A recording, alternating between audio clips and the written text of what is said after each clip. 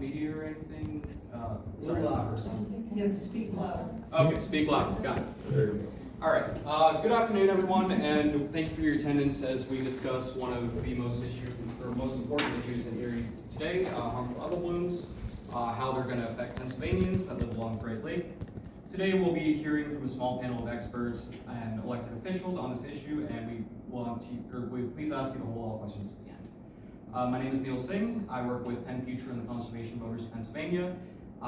As the Erie Civic Engagement Coordinator, our organizations work to shape environmental policy as well as shape environmental policy on all levels of government. Our goal is to ensure that everyone has a stable climate, clean air, pure water, and a representative democracy. First, I suppose we should start off with what a harmful algal bloom actually is. So a harmful algal bloom, or a HAB, is, there's hundreds of different types of algae. But the most common type of algae that is in Lake Erie is called cyanobacteria in the Microcystis genus that releases harmful or toxic chemicals that are harmful to humans and wildlife. Normally, Erie's algal bloom period is a natural occurrence in the heat of summer and fall, as there's more detritus in the water for the algae to feast off of, paired with the warmer temperatures and sun exposure, leading to the water's levels of harmful algal bloom in the water. They're also more frequent on the shallow western and central basins of Lake Erie, which encompasses from Toledo to about here, borders the majority of Pennsylvania and Ohio. Historically, these levels return to normal right about now in October, when the lake cools and leaves Erie the cold, desolate, desolate winter wonderland we know today. However, Erie's summers have been getting warmer and longer due to the effects of long-term effects of climate change and making the blooms larger, and more threatening to Erie's population. HABs, within the mutations brought on by the climate crisis, outcompete almost every other form of lake flora and don't have any other major predation, keeping those levels in check on chemical toxins. The only natural predator of Microcystis is the long cold snap of winter that keeps the levels from getting too out of control, which is getting shorter every year due to the climate crisis. The algae is unsightly, it's a massive contributor to the decline of lake health, and it releases harmful toxins that impact wildlife and communities that rely on Lake Erie for water supply. The entire northwestern corner of the state up to the Allegheny Plateau. There's a lot of great research being done to look further into this issue, and today we're lucky to have a good mentor and dedicated Erie advocate, Dr. Mike Campbell, to go over some of that research. Dr. Campbell is the former head of environmental studies at Mercyhurst University, recently retired in 2024 after 4 decades of water quality and ecological research around Erie County. Dr. Campbell has also prepared a PowerPoint presentation, so without further ado, Dr. Campbell.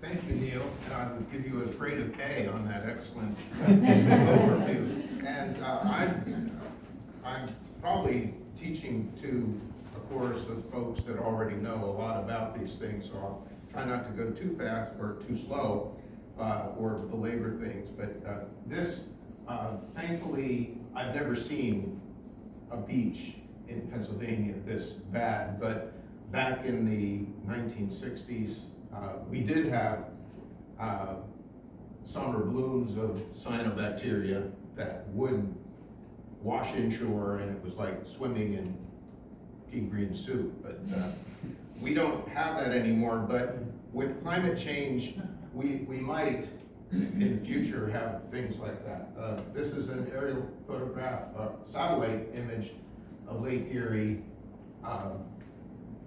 3 years ago, and in October, some years, the cyanobacteria blooms, which are the dominant bacteria type, or cyanobacteria type, that contribute to the toxins and the harmful blooms, do reach a peak, especially if the water temperatures remain warm in September into early October. Like this year, we did have temperatures in the 60s. My son-in-law, who's a swimmer, has been monitoring it because he swims in the lake, and we had temperatures of 67 a few weeks ago in the lake.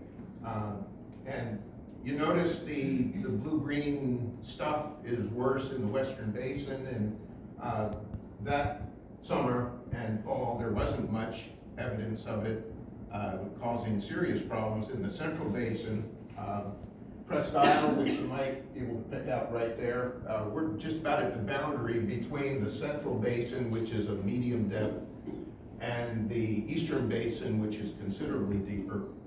And the blooms are worse from east to west because of the shallower water in the Western Basin and the fact that there's more agricultural runoff bringing nutrients into the water. The blooms vary from year to year in their severity, and there are federal agencies and organizations that receive federal funding to monitor and to do investigations of the severity of blooms. And this illustration shows over a 20 to 30 year span how the rated severity of the blooms changed from year to year. And we were having some pretty serious blooms 10 years ago, and then sort of a drop in the early, in 2020, 23, 24, kind of intermediate.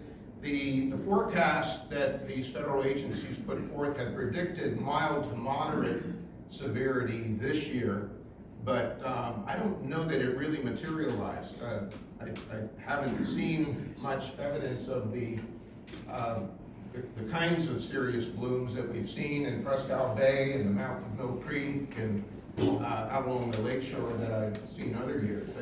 This is the general model to kind of summarize the causes and effects of harmful algal blooms. One of the most important things to keep in mind is that nutrients that humans use when we apply fertilizers to farmers' fields and to our lawns, and during storm events, those get washed into the lake through storm drains and streams, and those nutrients are one of the fuels for the cyanobacteria to massively reproduce and create the dense populations that we find.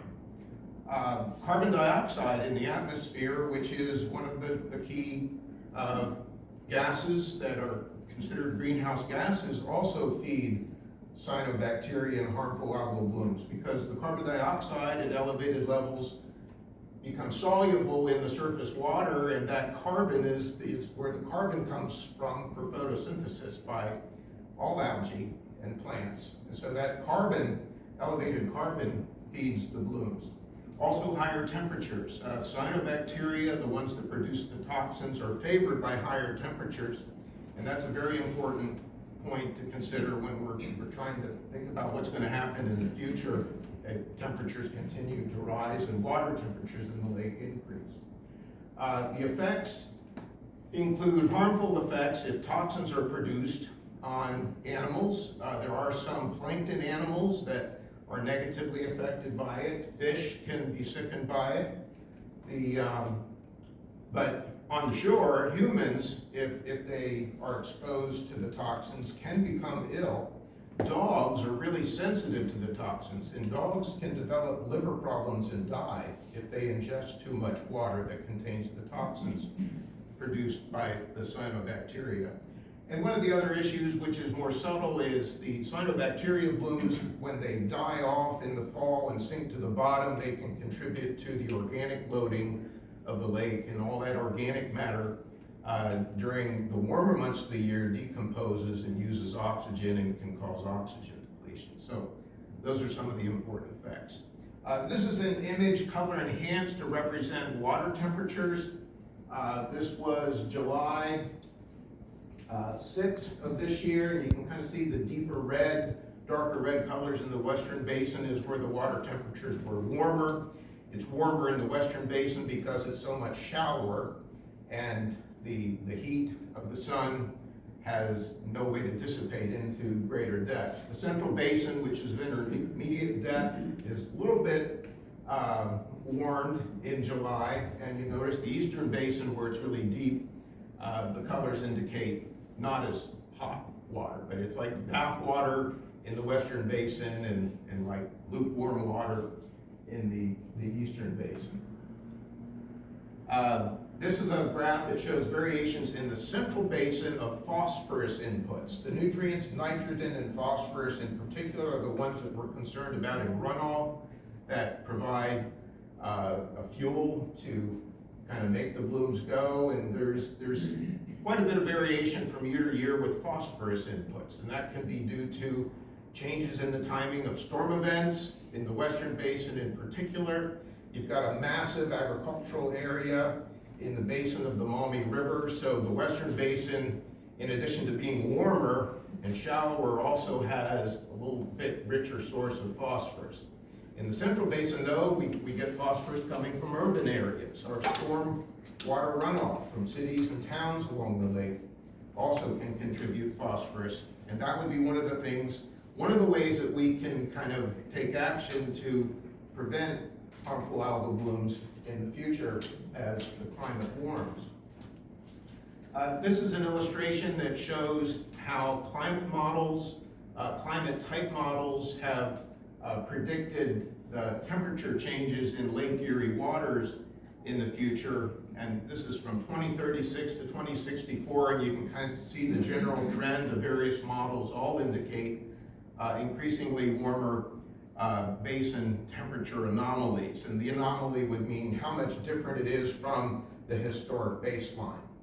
So that's not a good thing to see, climate models predicting even warmer Lake Erie waters, because that would definitely, especially if we don't manage nutrient releases to the basin, is going to make things worse. And this is what people living in Erie should not want to see in the future. A Lake Erie with serious, intense blooms of cyanobacteria that spread throughout the Central Basin and Eastern Basin, which is and would be expected to be possible in the future if we don't take action to address the underlying causes of the blooms.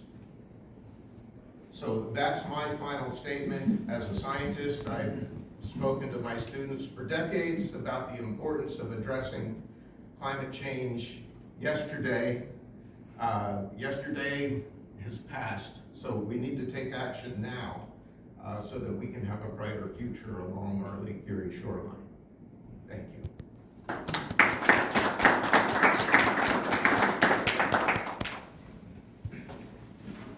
Thank you, Dr. Campbell. That was lovely. If I was your student, I'd give that an A as well.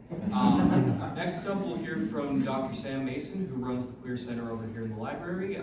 She's an expert on water quality issues, specializing in microplastics. And without further ado, Dr. Mason.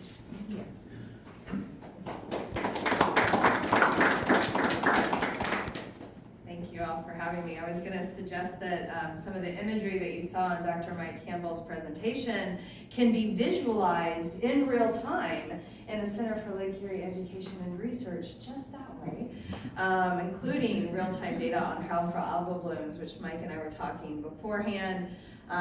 Is not too bad currently in Lake Erie, but you can see Lake Chautauqua, the southern basin, is still bright red. Lake Pomatuning is still having some harmful algal blooms. And if you zoom in and you look really closely, you can see around Presque Isle some areas that are still a little concerning. And along that front is kind of a basic point I think that needs to be stated here. We need fresh water for life, right? Like, we do not have life without water. And we need that water that gives us nutrients, not toxins, right? And so this is exactly, it seems so simple, but this is why we're here. For many people, they get that water through groundwater supplies, but especially here in the Great Lakes, the 35 million people that live in the Great Lakes region rely on the Great Lakes for their water, us included. And what we see happening in Lake Erie, well, Lake Erie is the smallest and shallowest of the Great Lakes, and so it tends to be the canary in the coal mine. We tend to see issues happening here first, but that doesn't mean the other Great Lakes are immune, right? It's like when you see issues happening here, it's telling you this is the future for all of the Great Lakes. And so we really need to take those actions now.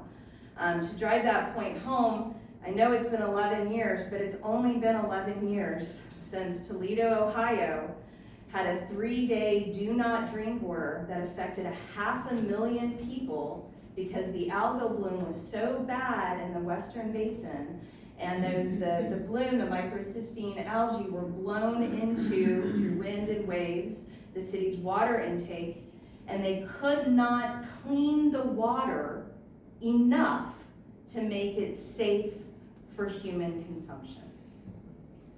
Right? Because 3 days without water, clean water coming out of your taps that you could drink, that you could bathe in, that you could use to cook your food.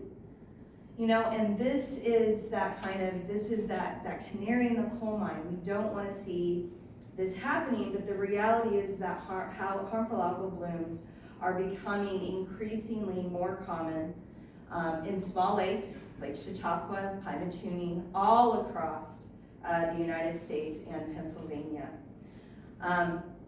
And I cannot understate the impact on wildlife and human health enough, but I think there's another important point here, which is tourism, right? I think it was only maybe a week or 10 days ago that a new report on tourism in Pennsylvania, the 2024 data came out. $84 billion of Pennsylvania's economy is associated with tourism. We had over 200 million visitors, and there's 500,000 jobs in Pennsylvania that are directly tied to tourism, not indirectly, directly tied to tourism. In the Lake Erie region, $2 billion. Here in Erie, that is directly associated with tourism, 137 jobs that are directly supported. As Erie's John Oliver has said, it is one of the strongest legs of Erie's economy. So when we're thinking about harmful algal blooms, it's important to kind of recognize nobody, if we want to go back to that first image that Mike showed, nobody wants to come and recreate in a green lake. Nobody wants to swim in a green lake. Good, you shouldn't. Please don't. But you know, fisher people are not going to come here to do their fishing if we have harmful algal blooms, right? What does that mean for our economy that we're starting to see a resurgence, right? Erie is really starting to kind of grow, and especially along the bayfront where we currently sit, because of investments. But those investments are only as good as the clean water that we rely on. Making this really important for human health, for wildlife, but also for our economy and our city as a whole. And that seems an appropriate time to turn it over to our representatives, and Representative Pat Harkins is first up.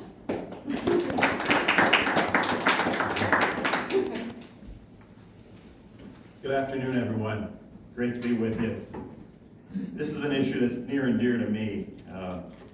I've always been a beach bum, have a boat over at Lampy Marina, and it really resonates when you take the boat out of the water at the end of the season, in the middle of the season if you have to have work done on it, but you see the zebra mussels that attach themselves to the bottom. You see the different plant life that you encounter when you're out on the boat. And I'm on the Great Lakes Commission, and in 2 weeks we'll be in Wisconsin for our annual meeting. And these issues come up quite a bit. And it's interesting when you talk to different people in Michigan and Ohio, in New York, who experience many of these same issues and how they deal with it. And you don't want to alarm people, but you do want to let people know, like everyone else has been saying, these are things we have to think about. When you think about the water quality issues in Michigan a couple of years ago, where the schools had so much lead in them, and even the drinking water and tap water. So we're addressing that on the state level, kind of afraid of what's going on the federal level. It's like we say with kids in school, if it's your kid that's in 3rd grade, you want to make sure that money's being poured into special needs for learning issues for students, or any grade, but we don't want to neglect the sand issues at the beach with the federal government. We kind of let that go this summer, and that's something we really need to keep an eye on. But also these intricacies of the Great Lakes, we want to make sure that we do our part to maintain them for years to come, and for generations to come. Make sure that we put safeguards in place so that everyone can enjoy the water and have the quality of water that we need to sustain and keep living. But we're going to keep hammering away on it. It's been a passion of mine for the 19 years that I've been in Harrisburg, and I'm not going to let it slip by me at any point at this point. So thank you for having me. Appreciate you coming out. I'll turn it over to my sidekick, Bob Mercy. Have at it. Thank you, Pat. And we joke in Harrisburg that we're Batman and Robin. Obviously, he's Batman and I'm Robin, but coming here today, for me, it is very important and very special. Dr. Campbell was my professor at Mercyhurst College, as was Sister Pat. She taught me science education. And so with both of them here, and the content that we're dealing with the algal blooms, this is important, and it's very important to understand that this isn't business versus the environment, that these go hand in hand, that it's good business and good policy for Pennsylvania and all of the Great Lakes states to deal with these issues head on, because so much of our industry, so much of our identity is tied to the water. I see the Sons of Lake Erie are here. Fishing has been part of the Erie community since the time of the Erie's Native Americans. This is part of our cultural identity. This is who we are. If these blooms take up too much oxygen, the fish will die.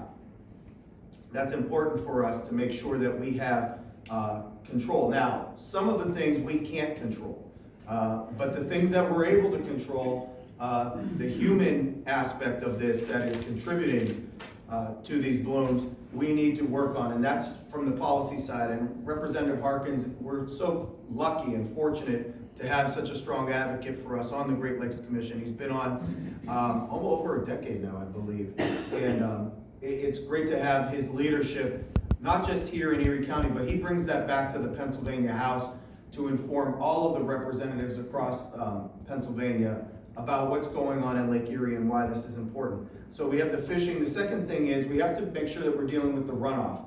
And we've been working on policies to make sure that that agricultural runoff and that urban runoff is dealt with in a way that does not contribute to these blooms. These things take money, they take time, and they take process. And to piggyback off of what Rep. Harkins said, we have to work with our federal partners, and we have to make sure that we're advocating, both as state legislators, but also as a broader community, that the science behind this does not go away. Because we can only deal with this problem if we're dealing with facts. And we need the data to show us if we're making progress or if we're slipping. And so that's one of the things that's also very important to us at the state level, is making sure that we have accurate data to make sure that these blooms are not getting out of control.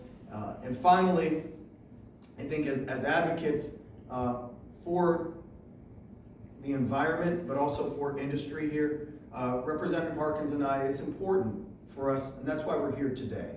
It's important for us to understand that these are broader issues that tie into everything. And it's very hard sometimes.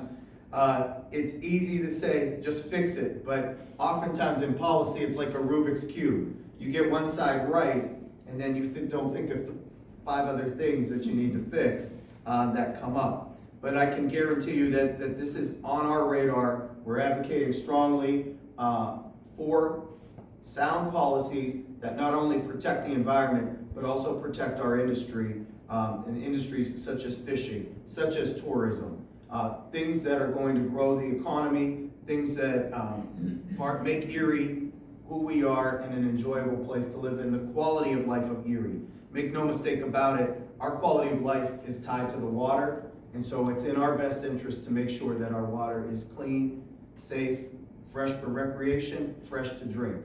Thank you.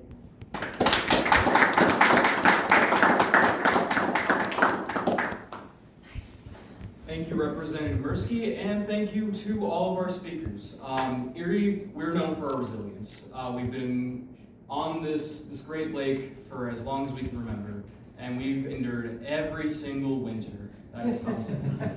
But the problem is, Erie relies on Lake Erie for tourism, for fishing, for our clean water, and if we just let these blooms stand idly by, it will only get worse over time. As Dr. Mason said, we are simply a canary in the coal mine, and we cannot afford to let this canary die any longer. One thing that's worse than a lake full of algae and dead fish is a lake full of algae and dead fish that nobody wants to visit. We must act soon, act fast, and address the root issues of this climate crisis that are making our summers hotter, hotter, longer, and less favorable to our lake conditions before they start affecting the other Great Lakes, as well as the other regions. Millions of people rely on this lake. Millions of people rely on Lake Huron, Lake Ontario, Lake Superior, and Lake Michigan. And we simply cannot stand idly by while we let this happen to all our lakes. Thank you, and we now have time for questions.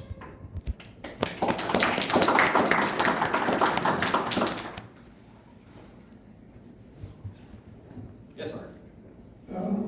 First, from a science perspective, what can we do as people who live along the lake to reduce the occurrence of the algal bloom?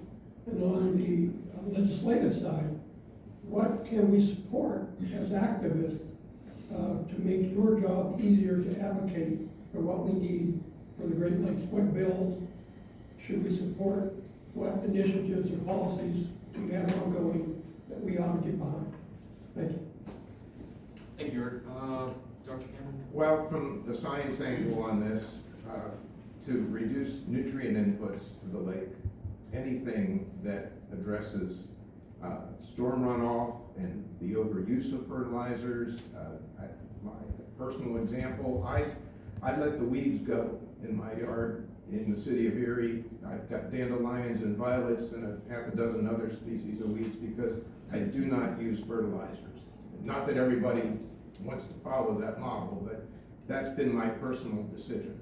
I also have an electric lawnmower instead of a gasoline guzzling lawnmower that cranks out greenhouse gases, and I'm a Home Depot fan, and my son-in-law is too, you know. Rechargeable batteries, you know. On the legislative side, generally what we do is when we're with the Great Lakes Commission, many of the issues that are brought up there, if there is companion legislation with someone from another state, or if someone comes to us with something, we generally try to introduce it, and then I'll let you know, what we need some juice on with things like that. So, just to echo what the good professor said, that's the main gist of everything is watch what we're putting in the ground, that we're not feeling the negative effects on it on the other end. Thanks, Art. I would also point out that Sister Pat was my predecessor on the Great Lakes Commission. She led the way for me. I follow Sister Pat on many of the issues, and she's been a great advocate for us. We owe her a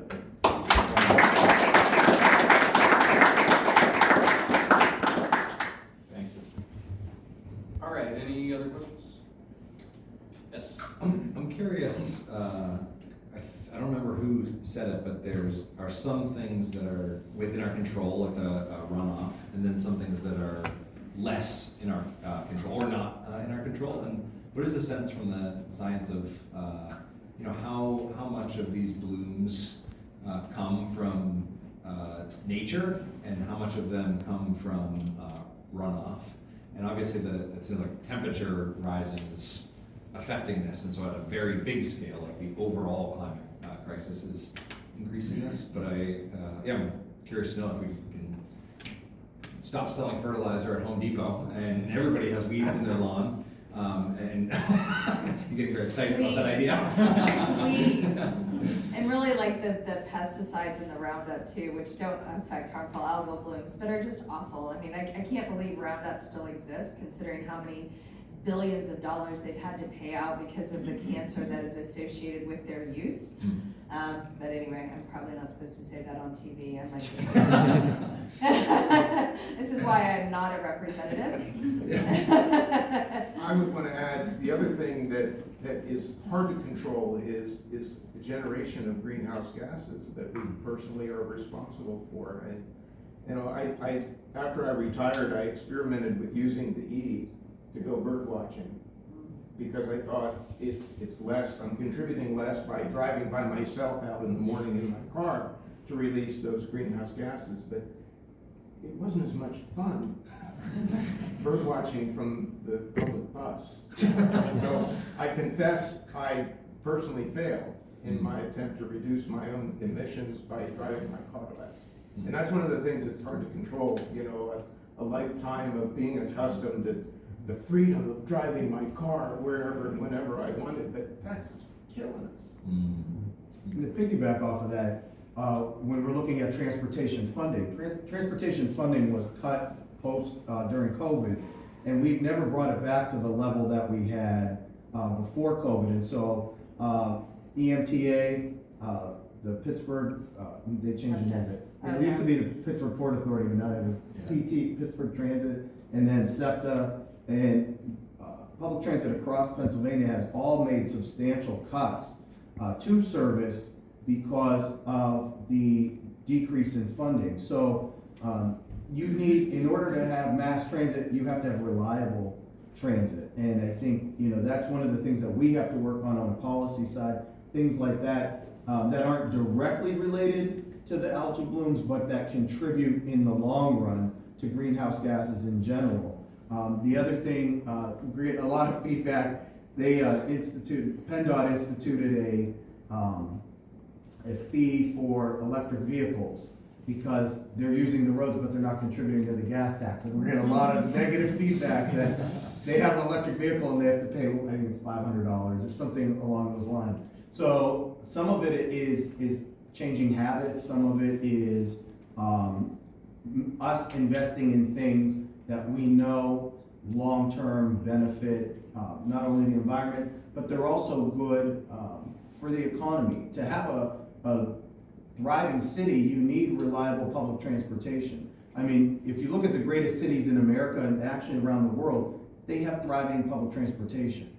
And there's a difference between a city and a town, and the cities have reliable public transportation. Not that everybody uses it, but that it's there if you need it. It's great for tourism, and it's great for the economy. And so those are some of the things that we have to work on. Now the world's changing too. Do we need a 47 passenger bus, or can we go to something smaller, which is actually more efficient?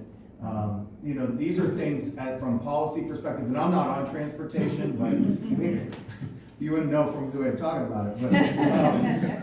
But it's, these are little things that we can do on the policy side.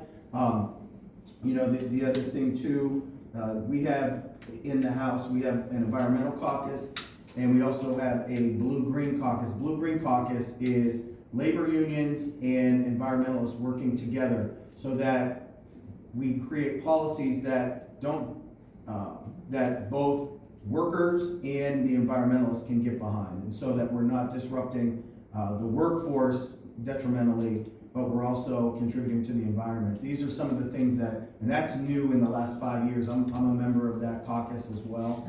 These are some of the things that we're doing that are new and innovative to try to address these issues. And Rep. Harkins and I aren't scientists, so we rely a lot on folks like this to help guide the policy and to help inform us to make good policy. Absolutely. We can have time for one last question, or we could just call it here.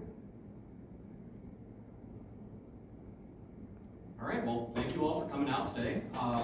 Really appreciate the support.